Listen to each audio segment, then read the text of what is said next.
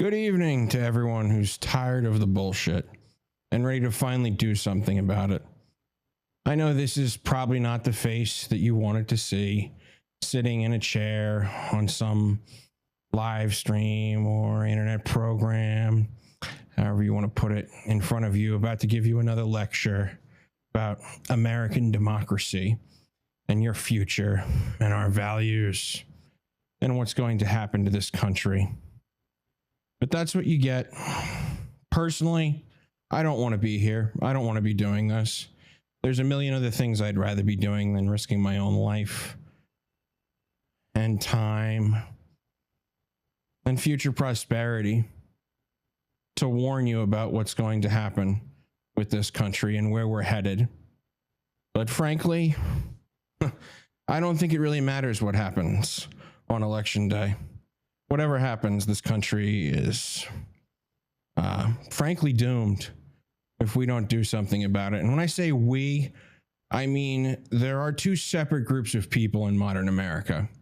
There is people who care about other people, people who have evolved into adults and through proper upbringing or life experiences have somehow gleamed that empathy and working together to create a better society is the way forward for humanity. And a collection of infantile children who think that your future and my future should be decided by a team sports popularity contest straight out of a fucking High School Musical. They've engineered this entire election, this vocal minority of spoiled little brats who refuse to grow up and constantly blame everyone else for the problems that they create, who have no desire to take accountability for what they've done to this country, for what they've done to our lives over the past 50 years, as we have slowly watched the living standards in this country and our essential level of trust degrade over time to a point now where I think most people will tell you, if they were born in this country at least 20 years ago, this isn't the country that they recognize, that they grew up in. And the saddest part of all is this is all deliberate. And within that sadness, what's even more unfortunate is it's not deliberate in the sense that there is some giant cabal of masterminds planning the misery of your own life and the destruction of our collective futures. No, it's simple greed, short-sighted stupidity, and the necessity of what we now call our international financial system that necessitates all of this stupidity every 2 years. And frankly, in every other country that holds democratic elections in the West that has a central bank, because that's the idiocy we've subjected ourselves to.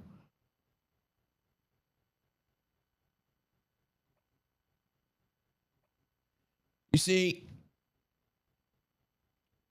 after World War II, a deal with the devil was made to defeat communism. A collection of people became allies who otherwise would not have worked with each other. And this group of people, who we will later expose in further content, they thought it was a bright idea to essentially detach the value of our monetary supply from any fixed peg of value. So previously, we all operated underneath a gold standard or some form of precious metal or backed currency, essentially. What they did is they put us on not just a fiat currency, but essentially an unpegged fiat currency, slowly over about 100 years. And in the 70s, it culminated with Bretton Woods, which was like the light switch going off. Sure, we defeated communism, but at what cost did we defeat communism? At what cost? And the cost, guys, is that our entire society is now controlled by bankers, essentially. Everything. We have a multi-layered monopoly where the people who are in charge of the creation of our monetary supply have essentially used their position to purchase up everything else in society. We have mainly in every industry a collection of companies that form a central monopoly. Usually it's between 1 to 3. If you're lucky, an industry maybe has 5 companies that are consuming 80% or more of the business within the given industry. And I call it a multi-layered monopoly because on top of those corporate monopolies exists the monopoly of shareholder capital, whereby if you look at the top shareholders for all of the given stakeholders in any industry, they're all the same. So I think people throw around words like Bilderberg Group and Davos and other stuff, and they think that, yeah, this collection of oligarchs is intelligent. Well, speaking as a member of the global intelligence community who's had the misfortune of having to keep tabs on some of these traitorous vermin, they're not intelligent. They're just greedy, and you're lazy, and you want their money. And you want to have an easy life without trouble, and you don't want to make problems for yourself and your family. And I understand all that. I was someone who went along, go along to get along. I did that. Part of me did that during this election. Sure, I could have done this months ago, but frankly, after they sent old Joe to the Attistupel, I wasn't about to stick my neck out for Clown Mala Harris, who is pretty much, I guess, the only person they could find that was less qualified than Donald Trump to sit in the office of president. So you got to realize that you're a slave, I'm a slave. We're all a slave to this system. And why do I say that we're slaves? Because we work for fake money. The money that's in your pocket, that's in your bank account, it isn't real. It's not backed by anything serious. If their actual dealings were ever exposed, their financial empire would collapse overnight, and what backs our entire economy would go up in smoke. So they essentially rely on that to survive, knowing that they've made us all complicit in our own slavery. Because the alternative would be a chaotic collapse of the global financial system. So we're all collaborators. And that's while they're not only,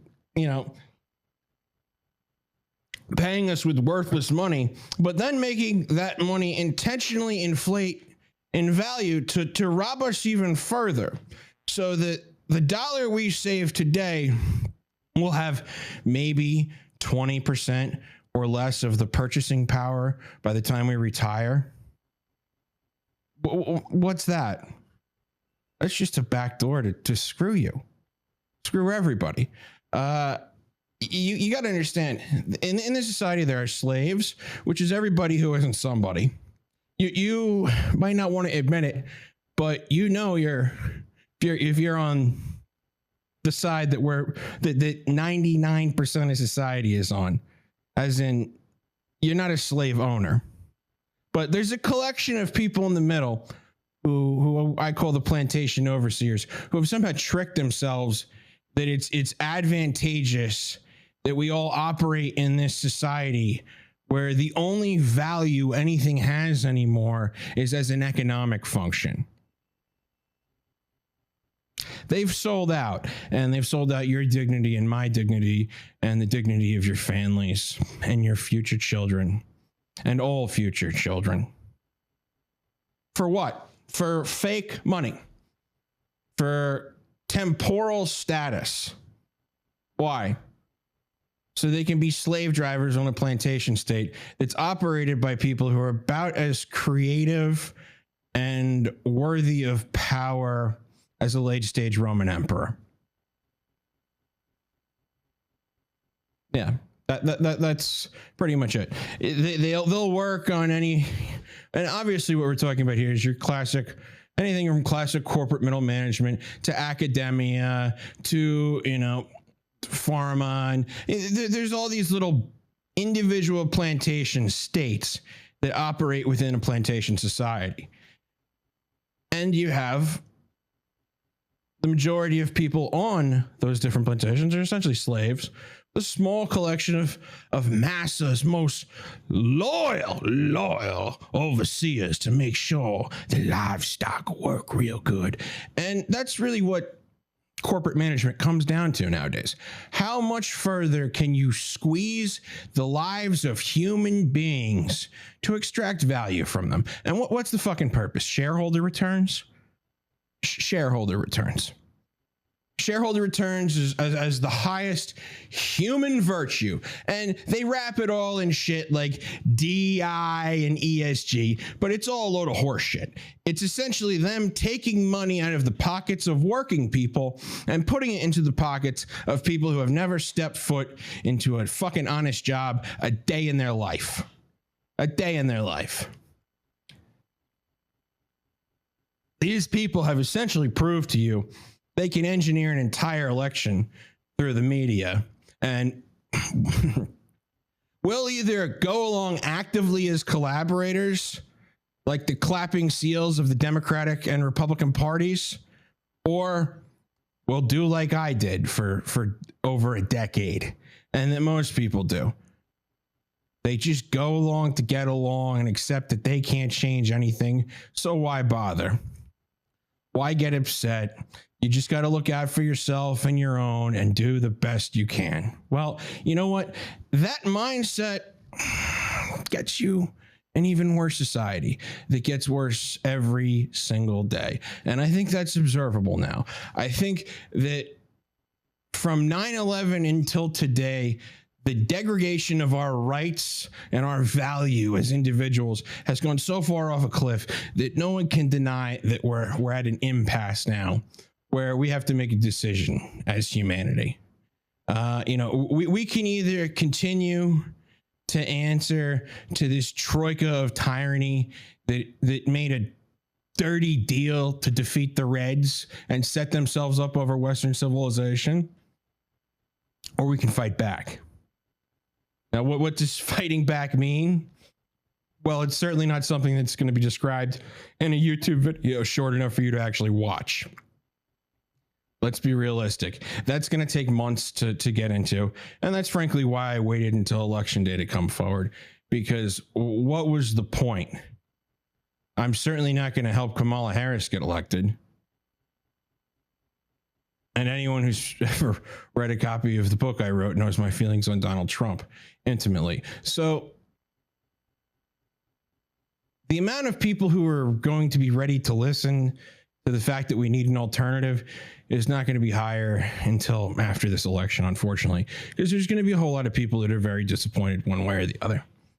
And frankly, everyone should be disappointed, because with each election that progresses, things just get dumber and dumber and dumber.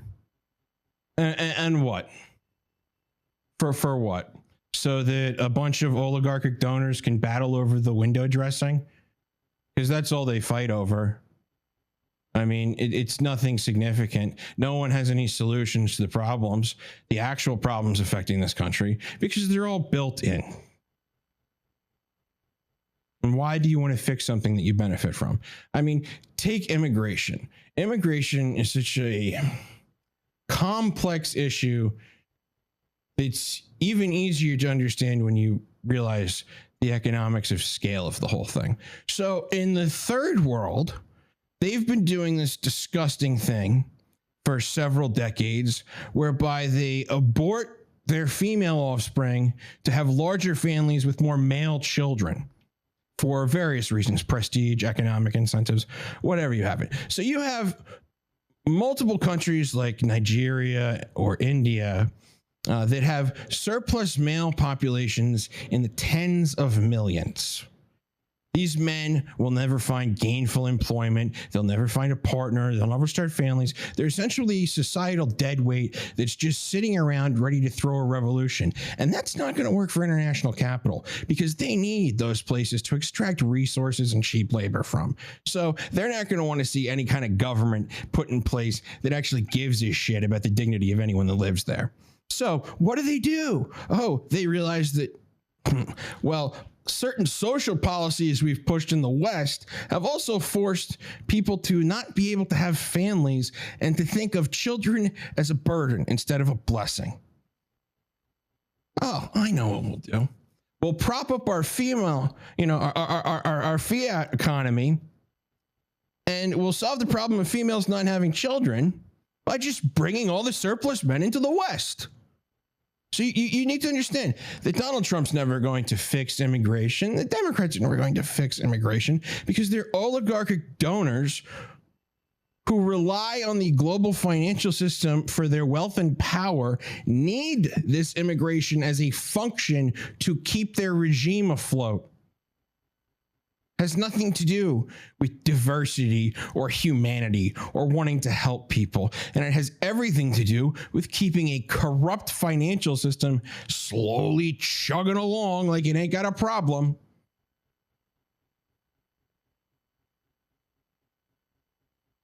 The people who pretend to want to help the immigrant, okay, it's noble. Especially when it comes to America, we all came from immigrants at some point. Even the friggin' Indians walked over a land bridge 10,000 something years ago.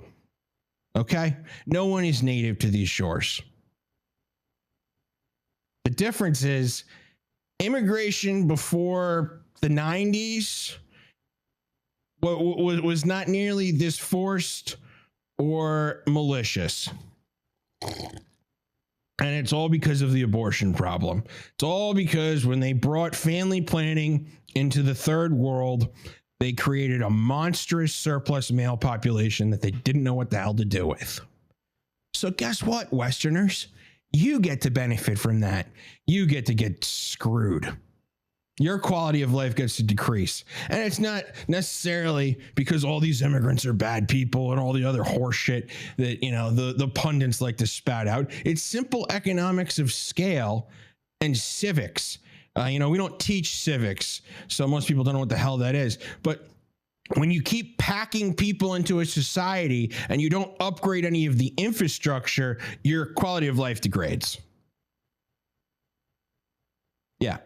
When you keep importing people from lower developed economic societies with lower wage and work expectations, you degrade the value of labor and destroy the middle class.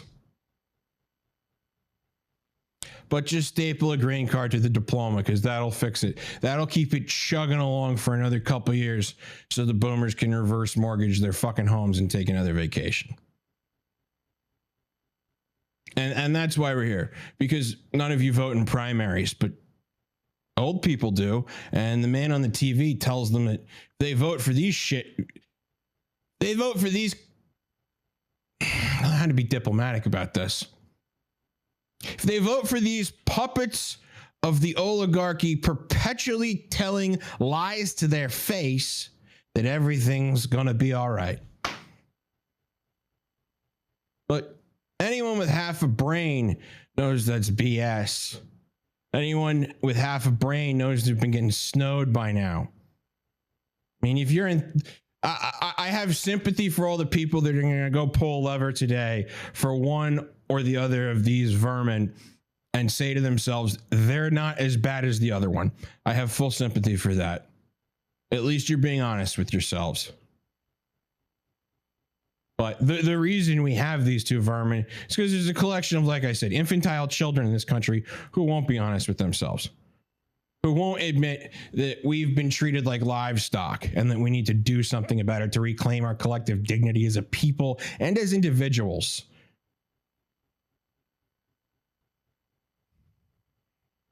Your value exists solely because you do, as does the value of all creation. It doesn't exist because you make money for someone else. It doesn't exist because you're pretty or rich or because what you can do for other people. Your value exists as a creature of God, as an artifact of creation. And society forgot that somewhere along the way. We forgot that we need to appreciate people. We forgot that every single person's contribution to society has value. We forgot that human beings aren't something that you can program like a computer, like an algorithm. That we're complex creatures with a hierarchy of needs that need to be met to unlock our full potentials. And you know what? A person's full potential doesn't have to be some kind of CEO or world-renowned artist or race car driver. It doesn't have to be some stupid, nonsensical title that we ascribe value to. You should be appreciated for your contribution to society, whatever it is. That is the right you have as a member of a functional society. But we don't do that anymore because, the middle management has to keep the CEO happy. The CEO has to keep the board happy, and the board are just keeping a bunch of multinational parasitic investors happy who don't give a shit about anyone but themselves. So you're completely left out of that equation. Everyone deserves the opportunity to earn respect. What does that mean? If the DEI folks actually understood what the word equity meant, they would understand what respect means, but they don't understand either of those words. Respect is something that is vital to human character and development. The ability to earn distinction among your peers in a meritocracy. The ability for any individual to distinguish themselves, not just necessarily on talent or ability, but through effort, through compassion, through any number of areas where they rise above and beyond their peers. But no, what do we appreciate? We appreciate shallow, superficial things. We appreciate what makes money, what gives us orgasms. Essentially, like an adolescent, too immature to grasp the life they're wasting. But hey, do what the marketers tell you to. Everyone deserves as well to be loved and to know what love is. And I don't say that superficially, but we are genuinely living in a society where we have a significant portion of the population that doesn't really know what that actually means to be treated with dignity, to have a relationship with someone that isn't a surface level series of transactions.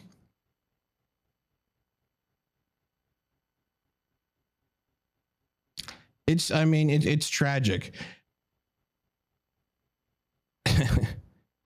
People have more look, take the incel epidemic. We laugh about scum like Andrew Tate and stuff that like that. But no, young men really have a problem. And we have more empathy for stray dogs in shelters than we do for them.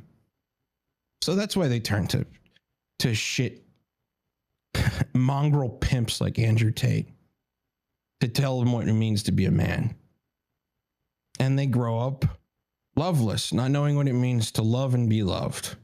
And a society where a significant portion of the male population doesn't know what love means is a society without a future. Now, I can speak on behalf of men. From what I've seen of my female friends, not too much better out there for you guys either. I don't think you're happy having to wade through a sea of morally questionable men with, and I say men very loosely here, with Peter Pan syndrome, who don't know what the fuck they want out of life and are perfectly willing to waste your time to find out. So we got to get back to loving each other and learning what that means and what it encompasses. And then we have to go back to having a society that's safe. And I don't necessarily mean the crime in particular. What I mean is we have to have a society where our communities and our neighborly bonds are healthy enough that we feel comfortable being vulnerable with each other. We feel comfortable turning to each other for help in our worst moments so that together we can rise above them. A safe society is a society that can solve each other's problems without needing government to create all kinds of burdensome regulations and laws and barriers to entry like the current insane nanny state has done.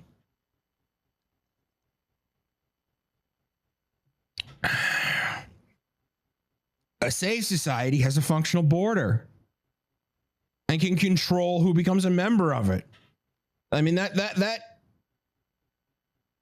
and like I said, if you want to be a humanitarian, I'm not against immigration with assimilation.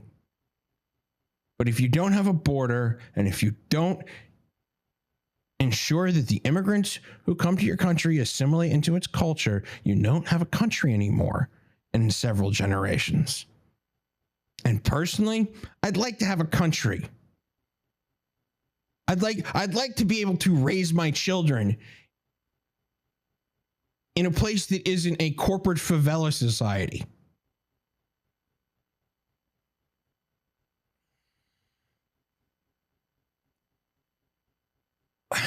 I don't think we're going to solve everything with a single YouTube video, and I've probably droned on long enough. Half the people that started have probably already stopped watching this. But if you're still here, I'm glad. Thank you, because this is where we start, is being willing to listen to each other and admitting to ourselves openly how bad things have become, so that we get out of our comfort zone, we get out of our shell, we get out of the complacency we've put ourselves in. We get out of listening to that voice in our head that says you just get to keep your head down and worry about yourself and take care of yourself and your own people. Because it doesn't work. We are all part of society. We all have to live in it. And the effects of us ignoring it are all around us right now.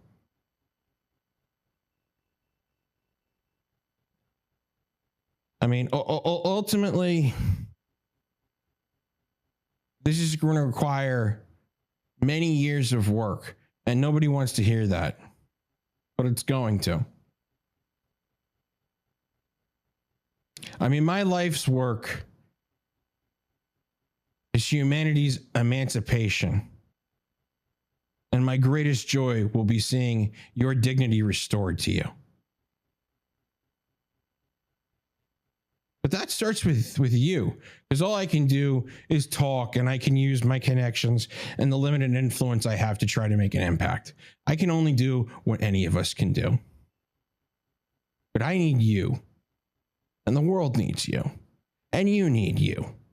You, right now listening to this, need the opportunity for the first time in your life to test what your true potential is.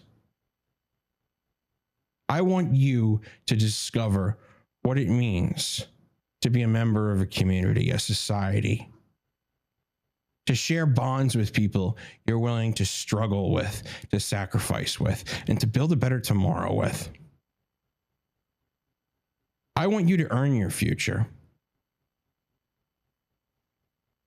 I want you right now in this moment to ask yourself, What are you willing to do to live in a society that makes sense, that appreciates you, that respects you, that loves you, and that makes you feel safe enough to be yourself and to grow?